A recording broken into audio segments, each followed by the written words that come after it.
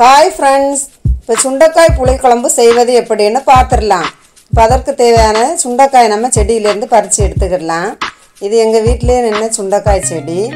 இது ஒரு செடி வச்சாலே தானாகவே இந்த செடி முளைச்சி வந்துடும். இப்போ சுண்டைக்காயெல்லாம் க்ளீன் பண்ணி எடுத்துக்கிடணும்.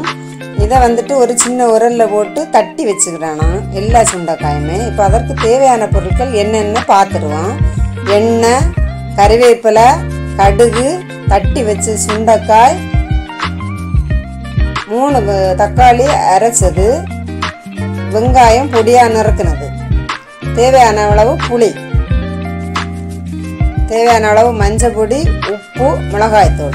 ஒரு சட்டியை அடுப்பில் வச்சு சட்டி சூடானதும் கொஞ்சம் எண்ணெய் விட்டு அதில் வந்துட்டு இந்த தட்டி வச்சு சுண்டைக்காயை வறுத்து எடுத்துக்கிடணும்.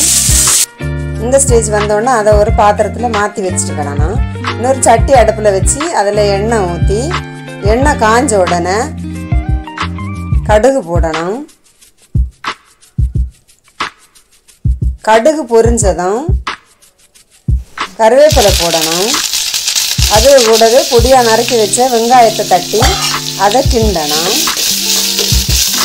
அது நல்லா வதங்கி வர வரைக்கும் கிண்டணும். இந்த ஸ்டேஜில் நம்ம அரைச்சி வச்சுருக்கிற தக்காளி விழுதை இது கூட சேர்த்துக்கலாம். இது கூடவே நல்லா கிண்டணும். இது பச்சை வாசனை போகிறது வரைக்கும் கிண்டணும்.